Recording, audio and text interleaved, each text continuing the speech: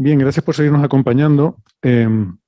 Estábamos teniendo la semana pasada una conversación con Gastón Giribet sobre un paper muy interesante que había subido un preprint, por lo menos, no sé si la idea era publicarlo en alguna revista especializada o simplemente subir un artículo al servidor, al archive, de un investigador que se llama Skarke, que en el artículo presentaba una demostración matemática de que, de que bueno, de que la supergravedad de tipo 2, que es un límite al que tiende la teoría de cuerdas a bajas energías, no podía describir un espacio de Sitter, o sea, un espacio que se expande exponencialmente como pensamos que es el caso al que tiende nuestro universo. Y bueno, pues un tema que despierta cierto interés. Hay gente que ha trabajado en este tipo de cuestiones, de problemática, de si realmente esto se puede hacer, si estas teorías de supergravedad son capaces o no de describir un espacio de Sitter. El propio Maldacena nos decía Giribet que había hecho algún trabajo en este sentido. Y bueno, además resulta que esto se puede hilar con alguna crítica, ¿no? De que con la que Gastón no estaba de acuerdo, creo que Francis tampoco, que planteaba alguna gente de que esto era un problema en la teoría de cuerdas, ¿no? Que esto indicaba que la teoría de cuerdas no era capaz de explicar nuestro universo, ¿no? Entonces, bueno, entre tanto, han pasado algunas cosas de las que hablaremos la semana pasada. Nos hizo ver Francis en redes sociales que el propio autor Skarke había retractado, había retirado del archive su artículo porque se había dado cuenta de que era incorrecto. Y bueno, como digo, vamos a posponer hasta la próxima semana esta discusión porque hubiéramos querido que estuviera también Gastón, pero no ha podido acompañarnos hoy por un tema de que, bueno, que está liado con otras cosas y que, pero bueno, que espero que la próxima semana sí que podamos contar con él y volvamos a tratar ese tema en cierta profundidad. Pero aprovechando que también tenemos aquí hoy un cuerdista, un violinista, de hecho, de las cuerdas, como es José Edelstein, pues queríamos aprovechar y retomar un poco el tema y consultar tu opinión, José, sobre si realmente tú ves esto como un problema o estás de acuerdo con la visión de Gastón y de Francis, ¿no? Pero antes, si quieres, vamos a dar un paso atrás, vamos a retroceder un poco para la gente que no está familiarizada con la teoría de cuerdas y explicarlo un poco, ¿no? Y te voy a pedir que nos des una introducción que nunca viene mal porque se aprende mucho cada vez que alguien, de un tema tan complejo, cada vez que alguien te da una introducción desde un punto de vista diferente, pues creo que es muy ilustrativo. Entonces, si nos puedes dar tu introducción de lo que es la teoría de cuerdas, te lo agradecería. De lo que es la teoría de cuerdas, bueno, a ver, voy a hacer algo breve, porque creo que todos los oyentes de Coffee Break ya son casi expertos en el tema. No sé si alguien más notó que dijiste hablaremos la semana pasada. Ah, bueno. No, pero bueno, tiene su gracia. Después, si te acuerdas, vuelve a preguntar, porque algo con la teoría de cuerdas tiene que ver también ese problema con la causalidad que mencionaste. Eh, yo, bueno, no escuché la discusión de la semana pasada, tampoco leí el artículo que mencionas que se subió y se retractó. Hay un montón de artículos al respecto, de hecho el que mencionabas, que mencionó Gastón, que escribieron en el año 2000 Juan Maldacena y Manuel Núñez. Maldacena y Carlos Núñez, que Mm. los dos, bueno, Carlos fue mi compañero de doctorado Ah, es unos meses más joven que yo, hicimos el doctorado juntos prácticamente. Carlos Núñez, muy famoso, por supuesto, lo conocerán los oyentes por ser el pianista de Lelutier, Y el pero gaitero también sí, digamos, el gaitero más conocido en Galicia es también, es verdad. Me acordé antes, lo siento, es que me tira mucho Lelutier, pero es verdad, no me acordaba del gaitero. que habrá unos cuantos Carlos Núñez. A ver, ellos justamente, esto también hace contacto con una cosa que mencionaban antes, aunque si bien este es un caso muy especial, de los trabajos con resultados negativos. O sea, hay veces que los trabajos con resultados negativos son muy importantes. Justo hoy estaba revisando el trabajo de Maldacena Núñez, tiene más de 1000 citas, es un trabajo bastante conocido, porque justamente lo que muestran es, como siempre, un teorema, pero como siempre los teoremas tienen hipótesis, algunas explícitas y otras no explícitas, y que luego hay gente que descubre que, hombre, estás dando por sentado esto que no lo habías dicho, según la cual podrían no haber configuraciones de mínima energía con constante cosmológica positiva, o sea, con una energía, de lo que llamaríamos hoy energía oscura, o lo que creemos que es energía oscura positiva, en teoría de cuerdas. en una teoría de cuerdas muy concreta, que también era tipo 2, creo que tipo 2 en general, o sea que en ese sentido tiene un solapamiento imagino con este trabajo que mencionas que se publicó y retractó recientemente. Sí, Pero es que claro, el trabajo de Scarke, la peculiaridad que tenía es que era muy general. O sea, que la conclusión era para todas, para cualquier teoría de supergravedad tipo 2 y que, bueno, era como muy, ¿verdad, Francis? Creo que la novedad era que lo extendía prácticamente a un teorema general. Sí, lo que aparentemente hacía el artículo, claro, como tiene un error, pues no, lo comentaremos la semana próxima más en detalles, pero la idea era una idea extremadamente sencilla de hacer un reescalado de los campos y supuestamente Scarke decía en una nota a pie de página, alguien puede pensar que esto no es del todo general, pero le puedo asegurar que lo es. Y ese es el punto clave del asunto, que cuando ves otros artículos parecidos, son artículos de decenas de páginas que tienen que trabajar con todos los campos por separado, con diferentes formulaciones, y al final te dan un resultado muy particular para solo un tipo concreto de tipo de modelos que buscan encontrar de Sitter, y no lo encuentran. Pero este artículo, con un proceso extremadamente sencillo, teóricamente decía cubrir todas las posibilidades en cuerdas de tipo 2. Y claro, no podía ser verdad que en media página se pudiera demostrar eso.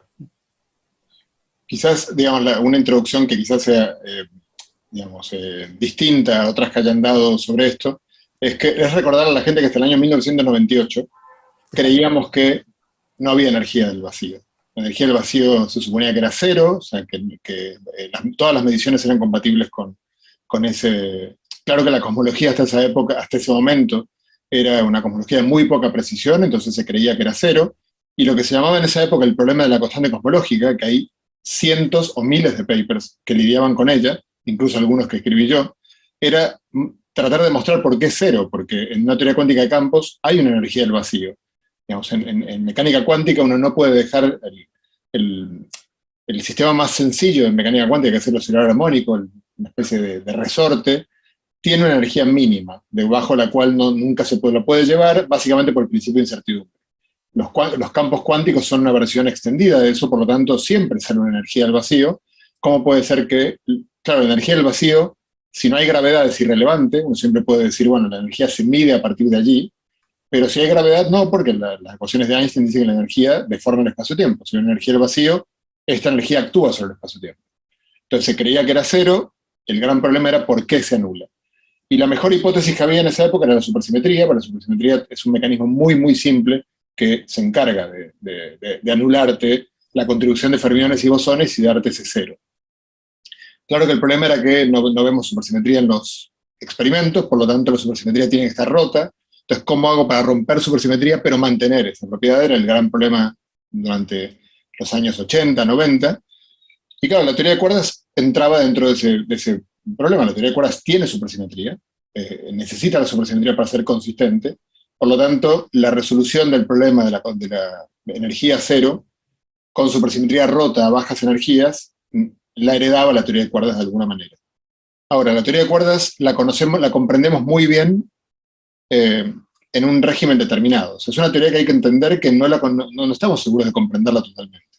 Si agarramos las cuerdas y las estudiamos en cierto tipo de espacios muy simétricos y, déjame agregar, súper simétricos, o sea, por ejemplo, espacio plano, la comprendemos bien. Podemos hacer toda la artillería que usamos habitualmente para teoría cuántica de campo para estudiar qué partículas tiene, cómo se comportan, etcétera, etcétera, etcétera.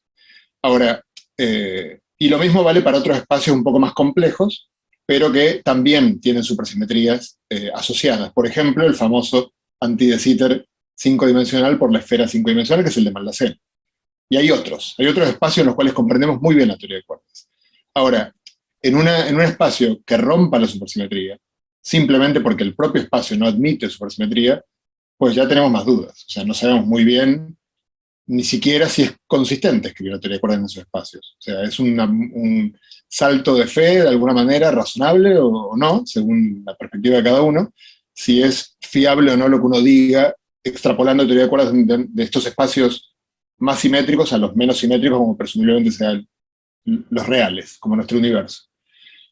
Entonces, bueno, en el 98 se descubre la expansión acelerada del universo, por lo tanto, que se puede explicar de la manera más sencilla posible con una constante cosmológica positiva, y se convierte el problema de la constante cosmológica en otra cosa. Porque ahora el tema es, ok, hay una energía del vacío, claro, como la teoría cuántica de campos anuncia. El grave problema es que si uno la calcula, en teoría cuántica de campos te da un número que puede llegar a ser un 1 con 120 ceros más grande que el que se mide. Entonces ahí el problema pasa a ser, ¿por qué es tan pequeña la constante cosmológica? Pero en el fondo no es lo mismo, quiero decir, intentar decir que es cero o que es un valor pequeño, porque un valor pequeño sigue siendo el mismo problema, ¿no? Quiero decir, si tu teoría predice que es un número enorme, un 1 con ciento y pico ceros detrás, y antes decían las observaciones que era cero y ahora dicen que no es cero, pero es un valor muy pequeño, sigue siendo el mismo problema, ¿no? No es el mismo problema, porque un cero, en física, yo creo que todos los ceros que conocemos en física están sostenidos por un principio de simetría. Por poner un ejemplo, que la masa de un fotón sea literalmente cero, tiene que ver, bueno, por supuesto que en física experimental siempre hay que seguir midiendo, acotando y demás, pero a nivel teórico, si existe la simetría gauge que está detrás del electromagnetismo, el fotón tiene masa cero. No muy pequeña, cero, literalmente cero. En cambio, si mañana descubrimos que el fotón tiene una masa de 10 a la menos 100 gramos, que es una masa casi cero, sería un problema, porque no entenderíamos exactamente bien, porque si uno elimina la invariancia gauge de la teoría, por ejemplo, no es renormalizable la teoría. Entonces, en principio, algo tan pequeño como una masa muy, muy pequeña puede tirar abajo por lo menos los cimientos de la teoría. O sea, los ceros, cero, pero que son ceros, no aproximadamente ceros, sino ceros absolutos, son normalmente más fácilmente entendibles que algo pequeño, que no es cero, sobre todo cuando pasa lo que pasa con la energía del vacío, que es que tú tienes una cantidad que deberías calcular, como calculas todas las cantidades en teoría cuántica de campos, con las mismas reglas de juego, y entonces en teoría cuántica de campos siempre te aparecen la contribución de todas las partículas que tú tengas, internamente, digamos. O sea, uno estudia cualquier cosa, un choque de dos partículas, y sabemos que la mecánica cuántica lo que hace es generar procesos en los cuales partículas de todo tipo aparecen en el medio, provocando toda clase de reacciones permitidas por los principios de simetría de la teoría. Entonces eso es inevitable, y cuando tienes, claro, las partículas que tienes que introducir, que se llaman partículas virtuales, que no aparecen externamente, aparecen en los procesos internos, pueden tener energías que van de cero hasta infinito en principio. Bueno, uno puede llegar a decir, bueno, infinito no, porque la energía infinita no existe. No sé, la masa de Planck, suponte. Que ese es nuestro infinito. Vale, pues pon la masa de Planck. Si pones la masa de Planck, te queda una constante cosmológica que es 1 con 120 ceros, el valor que medimos. Entonces, para poder, fíjate que es mucho más complicado el problema, porque para poder decir por qué la energía del vacío es 1 en ciertas unidades, cuando debería ser un 10 a la 120, pues necesitas ordenar que las partículas que corren internamente no puedan hacerlo a cualquier energía o algún tipo de mecanismo difícil de imaginar que te impida que algo que debería valer naturalmente una cantidad enorme no lo valga. De vuelta, creo que todo el mundo tiene, a pesar de que la supersimetría no está gozando de buena salud, sigue siendo, creo que en la cabeza de todos, el mecanismo que nos va a salvar de todo esto, porque una cosa es decir, la supersimetría te daría cero, pero como está rota, te da algo pequeño. Creo que eso en la cabeza es fácil de imaginar, y uno tiene mecanismos en la cabeza que podrían hacerlo. Ninguno funciona del todo bien, pero en principio uno podría imaginar que mañana alguien se va a dar cuenta de un mecanismo mejor para esto, que imaginar sin supersimetría cómo algo que debería valer 10 a la 120 vale 1. No, es bastante difícil de imaginar. Ahora, la constante cosmológica positiva se lleva muy mal con la supersimetría. No hay manera de encontrar soluciones supersimétricas con... bueno, cuando digo no hay manera, siempre como los teoremas de no-go, siempre hay manera, pero si uno empieza a relajar cosas, encuentra formas de eludir todo este tipo de cosas, todo este tipo de resultados, ¿no? La teoría de cuerdas es muy amplia y tiene muchas posibilidades de jugar con cosas para eludir casi cualquier afirmación que uno haga, complicando suficientemente el escenario, ¿no? Pero digo, de manera simple no hay manera de eludir esto. Y entonces, claro, eso generó la sensación, esta sensación en la cual hay muchos papers publicados afirmando que la teoría de cuerdas no es compatible con De Sitter, no puede dar lugar a una constante cosmológica positiva. Y claro, los detractores dicen, perfecto, por eso la teoría de cuerdas está mal, porque el universo real tiene constante cosmológica positiva, la teoría de cuerdas no es compatible con ella, pues no hay nada más que hablar. ¿Qué pasa? Surgió, digamos, una de las cosas que surgió que pone todo esto, complica el escenario, es que sí que sabemos que la teoría de cuerdas tiene campos escalares parecidos al inflatón, y tiene una cantidad enorme de campos escalares. En términos prácticos, digamos, infinitos. O sea, un número muy, muy grande de campos escalares. Y si uno se imagina que esos campos escalares tienen, de alguna manera, la teoría tiene algún... digamos, hay una cosa que se llama el potencial. Muchos de los oyentes sabrán de lo que estoy hablando, pero por si acaso voy a explicarlo en términos muy simples. Cuando uno tiene una partícula, o un campo, en este caso un campo escalar es muy parecido a una partícula, esta partícula puede estar en una posición y el valor energético de estar allí puede ser cero, puede ser variable, ¿no? Como por ejemplo un cochecito de una montaña rusa. Puede estar en la parte baja de la montaña rusa y si está quieto no se va a mover, o puede estar en la parte alta de la montaña rusa y aunque esté quieto, se va a empezar a mover porque va a empezar a caer por la montaña rusa. Los campos escalares hacen lo mismo. Entonces, obtener una constante cosmológica positiva sería que imaginarse una especie de montaña rusa multidimensional en muchas direcciones, en las cuales hay lugares en los cuales se producen zonas planas, en las cuales un campo escalar puede quedarse un tiempo a vivir allí. ¿Sí? Como si tuviéramos una montaña en la cual hay un pequeño valle y una bolita que rueda por la montaña podría caer en ese valle y permanecer ahí un tiempo arbitrariamente largo. ¿Cuán largo? Bueno, si una bolita queda en un valle, en una montaña y nadie la toca, se va a quedar ahí para siempre. En el mundo cuántico hay efectos, el efecto túnel hace que una bolita pueda escapar de un valle, pero bueno, según como sea el valle, podría durar ahí una cantidad de tiempo suficiente como para que sea lo que llamamos un vacío metaestable, que si es suficientemente largo, pues nos vale, porque sería un vacío legítimo para la teoría, por lo menos durante un tiempo prolongado. Y luego pasaría otro vacío. Un tiempo suficientemente largo, estamos hablando de la vida del universo. Podría ser la vida del universo, por ejemplo. Entonces, entonces la idea en lugar de pensar en teoría de cuerdas, que la constante cosmológica la vamos a calcular usando teoría cuántica de campos y usando lo que comentaba yo antes, ¿no? De las partículas virtuales internas que van a tender a producir un valor muy alto, la teoría de cuerdas estaría dando una versión más fundamental de esto, en la cual si tú encuentras alguna situación en la cual, si tú encuentras una teoría de cuerdas que tenga uno de estos vacíos metaestables con energía positiva que dure suficiente tiempo, pues ya está. Será una especie de vacío de Sitter metaestable, no durará para siempre, con que dure 15.000 millones de años, ya podemos explicar lo que vemos. ¿Qué pasa? Eso, esa fue un poco la vía de solución que más o menos la teoría de cuerdas ha encontrado, y claro, entonces si tú tienes ese vallecito por allí, que sería el nuestro, es concebible que haya muchos otros vallecitos. Entonces la idea del multiverso es casi inexorable en este contexto.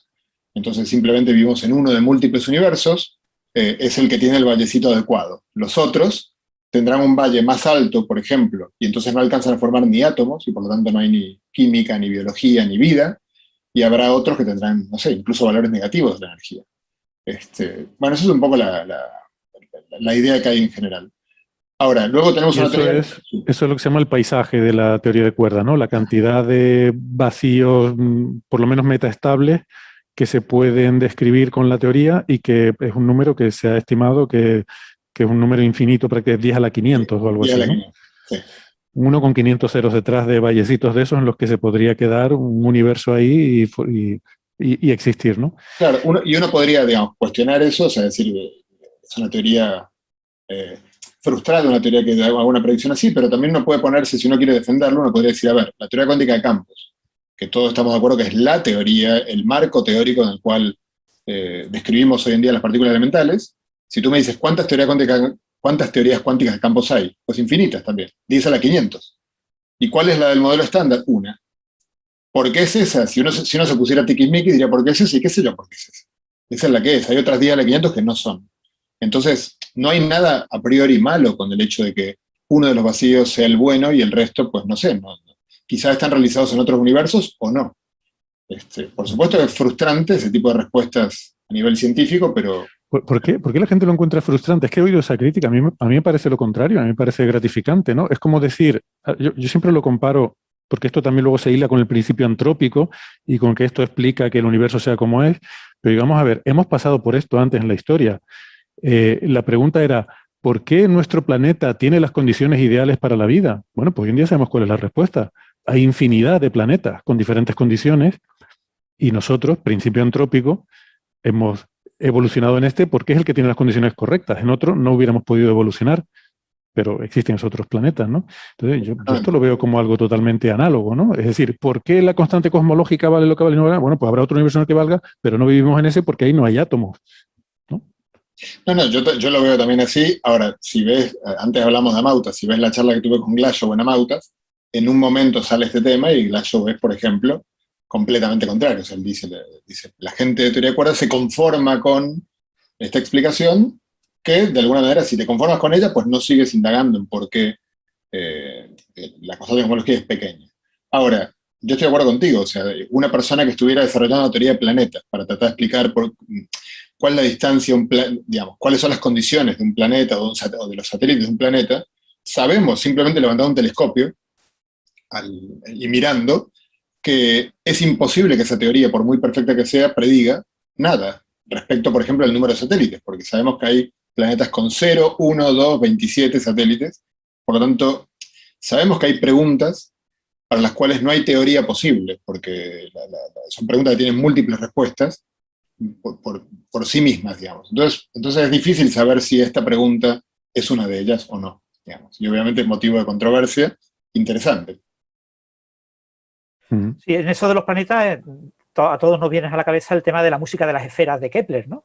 Kepler quería explicar exactamente la distancia a la que se encuentra cada planeta del Sol, como si fuera una armonía, como si hubiera unas relaciones, unas fracciones muy concretas que lo explicaban perfectamente y que era la única posibilidad posible, ¿no? Y hoy en día sabemos que eso es completamente irracional, que esto es pura casualidad. Las posiciones actuales no tienen nada que ver con las posiciones de hace 1000 millones de años, ni tendrán que ver con las de dentro de 1000 millones de años. Pero sí que, además, o sea, yo creo que no es solo decir nos conformamos y no intentamos seguir indagando. Yo creo que además esto te responde a algunas preguntas, o por lo menos te dice que hay una posible solución a preguntas de ajuste fino, que es uno de los problemas que hay en la física, ¿no? El ajuste fino de ciertas constantes. Hay investigadores que sostienen que algunas de las constantes de la naturaleza, de las constantes fundamentales de la naturaleza, si no valieran lo que valen, no se podría ver el universo sería muy diferente y de hecho no podría haber vida en el universo, no podría haber estrellas, no podría haber planetas, no podría haber formas de vida como nosotros, ¿no? Y a lo mejor la respuesta es decir, bueno, pues que eso es lo que es. Quiero decir que a lo mejor hay otros universos con diferentes valores de estas constantes y para que se dé la vida, para que haya criaturas planteándose por qué las constantes son las que son, tienes que tener un universo en el que las constantes son las que son. Quiero decir que de alguna forma te resuelve el problema del ajuste fino. ¿Tiene forma de comprobarlo empíricamente? Claro, la diferencia es que en el caso de los planetas, con el tiempo, o sea, esto que fue un problema filosófico durante mucho tiempo, pero con el tiempo llegó a convertirse en un problema científico. Llegamos a observar y a detectar otros planetas. Y antes que eso, llegamos incluso a hacer teorías sobre cómo debían ser los planetas en otras estrellas. Mientras que no parece probable que vayamos nunca a observar otros universos. Quizás ahí está un poco la diferencia y la crítica, que bueno, ahí es donde se podría sondear, pero estoy seguro que en los tiempos de Giordano Bruno la idea de observar otros planetas era igual de ridícula que nos puede parecer hoy en día observar otros universos, por ejemplo, ¿no? Claro, digamos, esto ha tenido además muchas vueltas de tuerca y vuelve permanentemente en teoría de cuerdas, y una de las vueltas de tuerca, que creo que hemos hablado aquí en algún otro programa, en el que creo que yo estaba, o lo he escuchado, es la que le ha dado Baffa en los últimos años. Sobre todo, no solo él, pero bueno, sobre todo Qumran Baffa ha sido el mayor vocero de todo esto, que es decir, bueno, como la teoría de cuerdas es una teoría cuántica de la gravedad, y en cambio relatividad general más todas las otras teorías, incluso la de inflación cosmológica, no lo es. Es una teoría hecha ad hoc para explicar un mecanismo. Entonces, ¿de quién debo fiarme para este tipo de preguntas? Y entonces él dice, de la teoría de cuerdas. Entonces, por ejemplo, ha empezado a hacer afirmaciones del tipo, la inflación cosmológica, los modelos que están a esto de recibir el premio Nobel, porque tienen una capacidad predictiva brutal, completamente concordante con lo que se ha observado. Baffa ha mostrado una serie de argumentos por los cuales son teorías inconsistentes desde el punto de vista de la compleción como una teoría cuántica de la gravedad, o incompatibles con la teoría de cuerdas. nuevamente, la gente enemiga de la teoría de cuerdas vuelve a levantar la mano y decir, ya lo dije yo, la teoría de cuerdas no es incompatible con el universo observado. En cambio, Bafa dice, no, está mal, la inflación cosmológica está mal, seguro, porque es una teoría inconsistente. ¿Cómo lo podía hacer? Cosa que puede ocurrir. Tenemos el ejemplo de la teoría de Fermi de interacciones débiles, ¿no? Que era una teoría muy exitosa, pero no era consistente y en definitiva terminó siendo incorrecta y se terminó viendo que había justamente la interacción electrodébil con toda su estructura, que Fermi simplificaba de una manera en la que claro, a bajas energías no era distinguible. Y hubo que ir a más altas energías para poder verlo. Voy a hacer un último comentario y luego ya me callo, porque simplemente ya que estoy yo y no Gastón, quizá ahí que me toca más de cerca, hubo un trabajo reciente de Olaf Hohm y Barton Swiebach. Bueno, Hohm es un tipo más o menos, no sé qué edad tiene, pero bueno, joven, digamos, y Swiebach es una de las glorias de la teoría de cuerdas, profesor en el MIT, que a mí me parece muy interesante respecto de este problema, porque una de las objeciones a cualquier afirmación que se haga es que normalmente los trabajos que se hacen son tomando la aproximación de bajas energías de la teoría de cuerdas. O sea, te dicen que es en teoría de cuerdas, pero luego lo hacen en supergravedad, ¿no? Que en supergravedad están la teoría de cuerdas tiene infinitas partículas, en supergravedad tú solo pones las que tienen masa cero. Entonces, en principio, estás omitiendo la posibilidad de muchísimos efectos que pueden estar presentes cuando son relevantes el resto de las partículas, que son... Uno puede argumentar que no son muy relevantes para cierto tipo de problemas, porque son muy masivas, pero son infinitas, ¿no? Entonces, la cuestión es delicada. Hohm y Swiebach muestran que usando una simetría de la teoría de cuerdas, que se llama dualidad T, es una simetría exacta de la teoría de cuerdas, pueden, en el contexto cosmológico, mostrar cómo sería sumar todos los efectos perturbativos de la teoría de cuerdas para aclarar este tema. Cuando uno estudia teoría de cuerdas, uno tiene dos posibles efectos cuando uno estudia la colisión de dos cuerdas, digamos. Recordemos que las cuerdas y sus vibraciones son las partículas. Yo quiero estudiar colisión de partículas y tengo varias posibilidades. Una es producir, así como cuando uno dibuja dos partículas que se juntan en un punto y luego otras partículas salen de ese punto y hasta que finalmente puedo hacer toda clase de líneas intermedias compatibles con ciertas reglas, en las que no voy a entrar en detalles, y a la salida habrá dos partículas salientes. Eso me está reflejando un proceso en el que dos partículas colisionaron y salieron. Digamos, colisionaron y rebotaron, digamos. En teoría de cuerdas es lo mismo, pero en lugar de ser partículas son cuerditas, así que el dibujo es un poco más sofisticado. Pero hay una diferencia importante entre cuando uno tiene lo que se llaman lazos, o sea, líneas que se cierran en sí mismas o no. Ahora, uno tiene que dibujar toda clase de líneas intermedias entre las que entran y las que salen. ¿Cuántas son todas? Infinitas. Bueno, Hohm y Swiebach mostraron que son capaces de sumar las infinitas siempre que no contengan lazos. O sea que todavía queda una parte que dejan fuera del análisis, pero bueno, suman infinitas. Y muestran que la simetría T es suficiente para poder mostrar que sí, que existen vacíos de de Sitter en teoría de cuerdas. En cualquier teoría de cuerdas que tenga la simetría, la dualidad T. Bueno, me parece un resultado bastante sorprendente porque, insisto, en cierto sentido van mucho más lejos de cualquier otro de los trabajos porque son capaces de resumar infinitos de los términos que contribuyen a este proceso y no quedarse con el primero solamente, que es lo que hace todo el resto de la gente. Así que bueno, ese es un trabajo reciente y que simplemente lo tengo muy presente porque salió pocas semanas después del trabajo de inflación geométrica que escribí yo con otra gente, y curiosamente las ecuaciones de la cosmología que les resulta es la misma, casi la misma. No es la misma, pero es casi la misma. Y es muy sorprendente, todavía no entiendo muy bien por qué es así. Las ecuaciones de Friedman, digamos, resultantes son formalmente idénticas. Aunque en nuestro caso no tiene nada que ver, no hacemos lo mismo que ellos en absoluto, pero siempre llegamos al mismo resultado.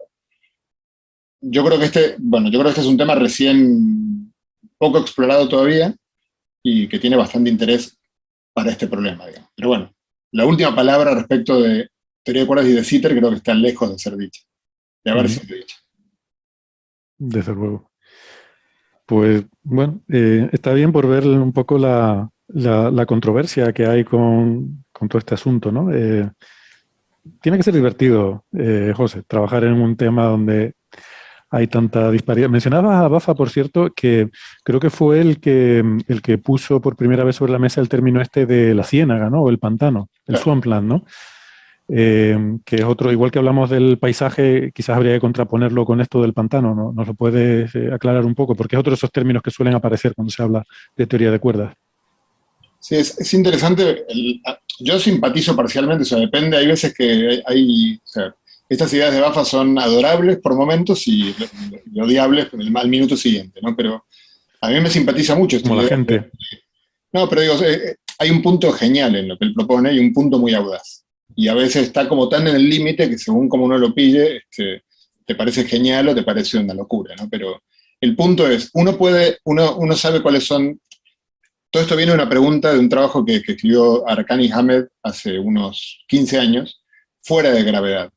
Y lo que hizo fue decir, nosotros sabemos que las teorías efectivas de campos, en las cuales si yo no tengo una teoría que sea fundamental, sino que sea una descripción a bajas energías, corregible a más altas energías, una gran pregunta que uno puede hacerse es si no son todas las teorías así, porque a veces cuando creemos que hay teorías fundamentales, pues yo qué sé, hemos hecho experimentos hasta 14 teraelectronvolts, y no sé si seguimos más arriba, si encontraremos que son efectivas. Entonces, en cierto sentido, tiene sentido pensar en toda teoría como una teoría efectiva. Entonces, uno tiene ciertas reglas, ¿no? Hay ciertas simetrías en la naturaleza. Lo que se llama la simetría Lorentz, por ejemplo, ¿no? Que no hay ninguna dirección privilegiada, no hay ninguna posición privilegiada. Todo este tipo de cosas te dicen que lo que uno puede poner no es cualquier cosa. Sin embargo, no es algo 100% restrictivo.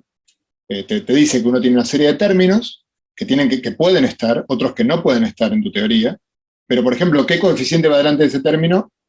Tú podrías decir cualquiera. Tendré que calcularlo. Yo puedo... O medirlo, ¿no? O medirlo.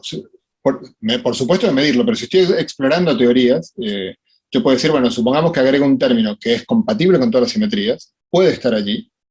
Si puede estar allí, la cuántica nos dice que va a estar allí, con un coeficiente delante que, claro, alguna simetría podría ser que valga 0, pero luego yo podría decir, no sé si es 0, positivo o negativo, ¿no?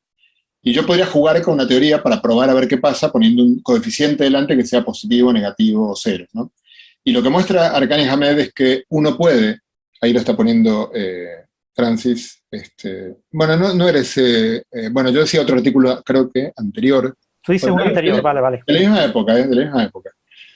Están hablando, lo aclaro para los oyentes del podcast y para el público en el museo, que Francis, mientras José hablaba, está poniendo en el chat de YouTube algunos enlaces, ¿no? de las referencias de las que hablaba José, y bueno, ese es el tema del que estaban ahora la velocidad de vértigo.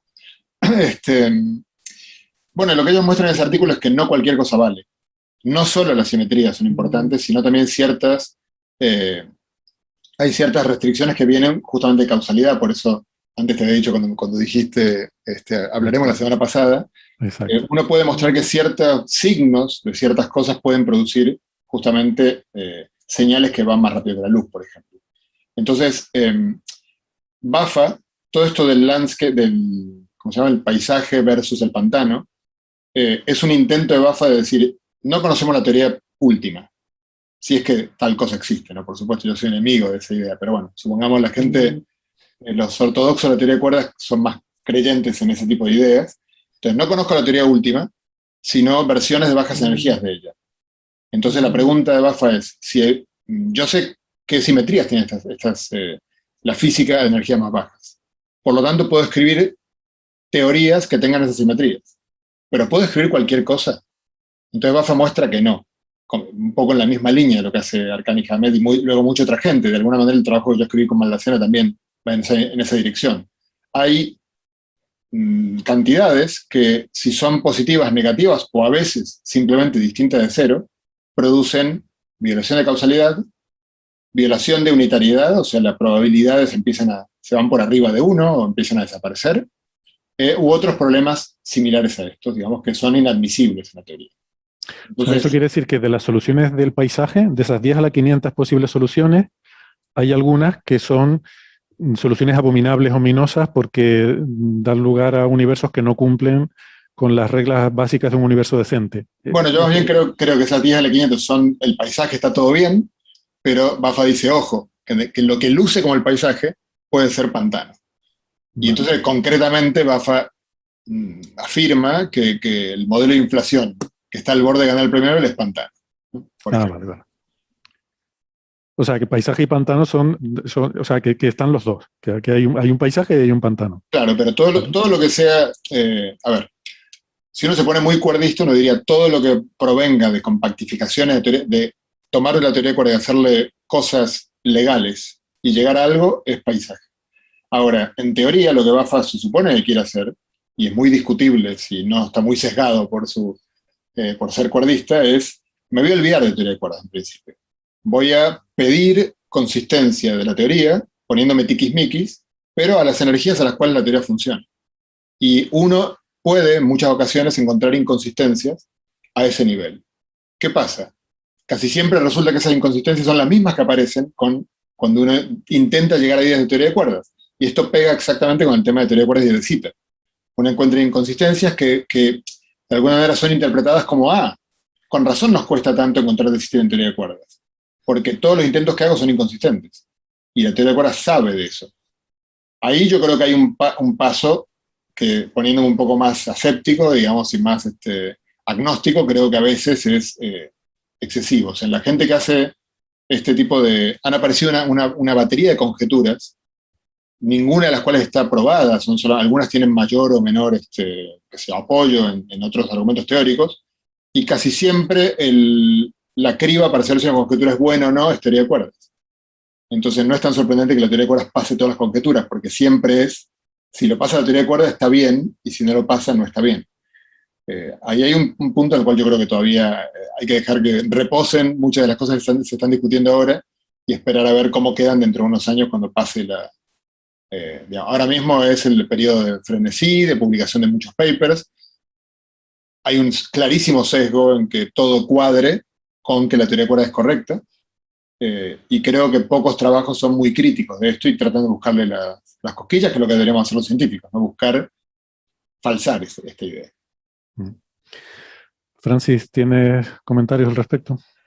No, bueno, me parece muy bien. Yo ya te digo, el tema del pantano, que recientemente ha dado una charla a Ibáñez, el gran español que trabaja en esos temas, con Irene Valenzuela y con otra gente, y ha dado una charla en la Fundación Arense, que fue este martes, y creo que se puede descargar por YouTube, aunque lo está buscando y no lo he encontrado.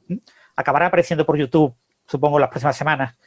Claro, ellos defienden esa idea de que explorar mediante conjeturas los bordes entre lo que es compatible con la gravedad cuántica y lo que es, o sea, con la teoría de cuerdas, y lo que es no compatible con ella, pues nos permitirá ir guiando nuestra intuición hacia las simetrías profundas que tiene la teoría, que son las que todavía están por desvelar, ¿no? Hay como una especie de corazón oculto en la teoría que no conocemos y que si conociéramos veríamos la luz y podríamos explorar mejor lo que predice realmente la teoría.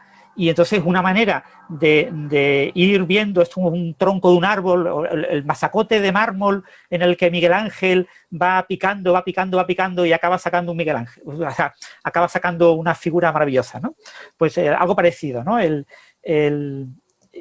Que estas conjeturas nos van a permitir como ir sesgando todas las posibilidades y acabarán mostrándonos algún tipo de simetría oculta. Lo que pasa es que hasta donde yo sé, todavía no he visto que se haya observado claramente ninguna de esas grandes simetrías que se añoran, ¿no? No sé cómo tú lo ves, José, si también tienes esa percepción de que ellos buscan esta idea de unas grandes como normas de juego de la teoría que todavía no conocemos. Sí, claramente. O sea, esta red de conjeturas que mencionaba antes es el intento de decir, una teoría no puede ser consistente si tiene partículas que tienen cierta relación entre carga y masa, por ejemplo, ese tipo de afirmaciones que normalmente pasa cuando uno dice, a ver, ¿el modelo de estándar la pasa? Sí, la pasa. Ahora, ¿puedo yo afirmar que no existe ninguna teoría consistente con esas condiciones? Bueno, pues ninguna de estas afirmaciones, son todas conjeturas, ninguna se demuestra realmente.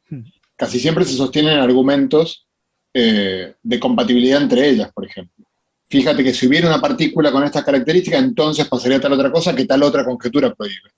y hay un edificio que se está construyendo con vigas que son básicamente, quizás son robustas, quizás simplemente es como el pintor que está colgado de la brocha, ¿no? Que cuando mira para abajo ya no tiene andamio. No está muy claro, o sea, yo creo que hay de Colgado la todo, brocha. creo que hay de todo, no sé si el broche es una expresión argentina y se me... No, sí, No, se dice brocha, se entiende, sí, sí. Pero es que me hizo gracia lo del pintor colgado de la brocha, no, no había oído la expresión, me parece graciosa todo la lo contrario al metáfora. bootstrapping, ¿no? El bootstrapping que se le No, va Un al poco campo, de de lo bootstrapping, contrario. bueno, es que por cierto, es que también el bootstrap, digamos que hay toda una línea parecida, o sea, no son exactamente la misma cosa, que es toda la línea de gente que investiga lo que se llama el bootstrap, que justamente es esta idea de que uno puede sostenerse a sí mismo tirando los cordones de una bota, el aire, digamos, y es la idea de tratar de construir la teoría con lo que sé y con condiciones de consistencia, en lugar de tratar de adivinar una teoría, como en el caso de la teoría de cuerdas. O sea, no nos olvidemos que lo que la física que conocemos bien, digamos, llega hasta una cierta escala de energías en las cuales podemos hacer experimentos, y luego, pues, no sé, está por verse lo que habrá energías más altas. La teoría de cuerdas es un salto de 15 órdenes de magnitud, más o menos. Bueno, depende, no está muy claro cuántos, pero muchos órdenes de magnitud, que son, bueno, es una audacia muy grande, ¿no? O sea, si uno lo toma, es como tratar de, yo a veces en las charlas digo que es como mirar la Tierra desde afuera y deducir la teoría atómica, mirando la Tierra. Por supuesto que uno puede, si uno conoce la teoría atómica, uno puede empezar a hacer deducciones y ver que lo que uno ve es compatible. Entonces uno puede empezar a confirmar que la teoría atómica es compatible con lo que uno ve de la Tierra desde afuera. Pero la deducción es un poco compleja, ¿no? Entonces, bueno, en ese sentido simpatizo con esta forma de encarar el problema, que es con lo que sé y consistencia, tiro para adelante ahora hasta donde llego.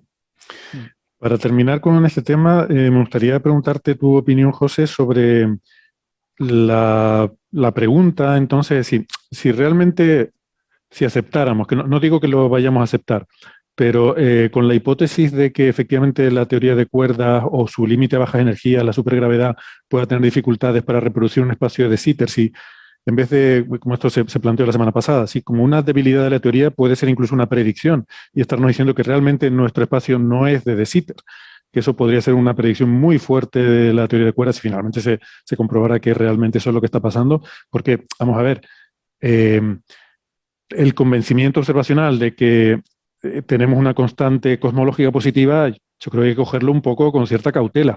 Sabemos que el universo está en una expansión acelerada, eso parece bastante bien establecido, pero hay que decir que es una constante cosmológica, eso no está tan claro. Podría ser un campo, no una constante, ¿no?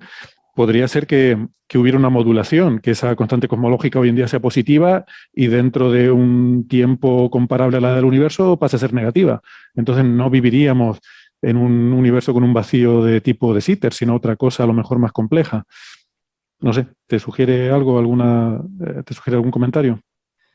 No, estoy de acuerdo. Mira, voy a comentar, justo estaba mirando un artículo antes no sé si lo comentaron la semana pasada, de Danielson y Van Riet. O sea, yo aquí hablando y tú no me estabas prestando atención. Sí, te estaba prestando atención, pero estaba buscando, porque lo tenía abierto, un artículo que ahora voy a poner el link para que quien quiera le eche un vistazo, y se llama, el título es elocuente, dice, ¿qué si la teoría de cuerdas no tiene vacíos de Sitter? O sea, directamente van a la pregunta que tú estás haciendo.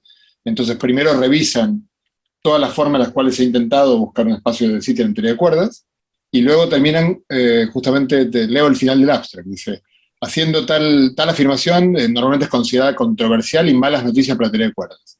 Discutimos, sin embargo, que quizás lo opuesto sea lo correcto. Entonces, efectivamente, puede ser que la ausencia de un vacío de Sitter en teoría de cuerdas sea una predicción, como tú dices, y sea una clave. No es fácil encontrar en teoría de cuerdas predicciones únicas y contundentes. O sea, casi siempre pasa más bien lo contrario y nos quejamos casi siempre de que la teoría de cuerdas predice cualquier cosa. Pues si predice que no hay un vacío de Sitter, eso es una predicción rotunda respecto digamos, en principio en contradicción con una observación, con la interpretación que hacemos de una observación actual, pero como tú bien dices, es una observación suficientemente reciente como para decir, como dirían los anglosajones, el jurado todavía está fuera, ¿no? Habrá que ver qué pasa. Por ejemplo, con un problema que no es obvio que esté relacionado, pero que puede estar relacionado, que es esta incompatibilidad entre la tasa de expansión del universo medida localmente y medida usando la teoría, usando la cosmología, ¿no? O sea, la constante de Hubble. Bueno, ahí o sea, el puzzle a veces empieza a mostrar un quiebre en una parte y resulta que lo que se está quebrando está exactamente del otro lado. Sí. Pero eso, por ejemplo, que he dicho, de que no sea la energía oscura una constante cosmológica, sino algo más complejo, ¿podría resolver esta situación? Sí, yo creo que sí, pero podría resolver esta situación. Sí, el problema es eso, que algunas de las conjeturas de Bafa pues van en contra de esa línea, de la línea de que haya un potencial escalar responsable de la expansión acelerada, ¿no? Algunas limitan bastante las posibilidades para ese potencial. Ahora, recientemente se ha publicado, bueno, no sé, esta semana o sí, el 14, un artículo hablando de una burbuja anti-de Sitter en un espacio anti-de Sitter, y entonces miran la frontera y la frontera se comporta aparentemente de manera efectiva como un de Sitter. Entonces, en plan, si la burbuja anti-de Sitter se está expandiendo en 10 dimensiones, en un espacio más grande anti-de Sitter en 10 dimensiones, todo eso es compatible con predicciones bastante naturales en teoría de cuerdas, que todo sea anti-de Sitter, pero es esa frontera donde podríamos estar viviendo nosotros, que aparentemente vemos ese mundo de Sitter. Un artículo curioso, un tal Flip Landgren. Bueno, lo apuntamos para comentarlo otro día. Que de hecho, cuando uno tiene, en general, cuando uno empieza a incluir las correcciones que supuestamente la relatividad general tiene, sea por teoría de cuerdas o sea porque es una teoría efectiva, entonces tiene correcciones de orden superior en la curvatura, naturalmente aparecen fenómenos como el que acaba de decir Francis. O sea, aparecen múltiples vacíos. Cuando digo múltiples vacíos, quiere decir vacíos que tienen distintos valores de la constante cosmológica. Y uno puede ver que naturalmente estas teorías, de hecho yo he trabajado en eso, y tengo un trabajo en el cual muestro cómo puede haber una transición de anti-de Sitter a de Sitter de esta manera. Se pueden producir burbujas que son exactamente equivalentes a las transiciones de fase en materia ordinaria, solamente que cosmológica. Se arma una burbuja en la cual de repente dentro de la burbuja hay un valor distinto de la constante cosmológica que afuera, y luego la burbuja, supongamos que se expande, pueden pasar dos cosas: se contrae y no pasa nada, es una transición fallida, o se expande a la velocidad de la luz y lo que hace es cambiarle el valor de la constante cosmológica en todo el universo. Hay un trabajo muy bonito de Brown y Teitelbaum, en el cual muestran que de hecho uno podría tener un mecanismo de formación de agujeros negros así. Ha habido varias versiones de esta idea. De hecho, hay un trabajo también de ellos con Wilczek y con mi querido amigo Gomberov hace un poco más reciente, en el cual muestran eso, que la constante cosmológica podría estar cambiando a costa de la fabricación de agujeros negros, con la aparición de membranas que colapsan, cambian el valor de la constante cosmológica y van colapsando agujeros negros. Y son posibilidades también que están allí, digamos, qué sé yo, que uno podría... evidentemente en el universo es muy fácil producir a nivel teórico cosas como estas burbujas o paredes de dominio que se mueven y van cambiando el valor de la energía del vacío a medida que se van desplazando. Y sería muy difícil... o sea, uno podría tratar de descubrir si estamos dentro de una burbuja en un universo más grande, ¿no? Porque observamos cúmulos de galaxias que están muy, muy lejos, y por supuesto que habría efectos sobre la luz en las interfaces, digamos, habría, no sé, refracción. Bueno, todo ese tipo de cosas uno las puede estudiar y por supuesto que uno puede poner cotas, pero nunca descartarlo del todo.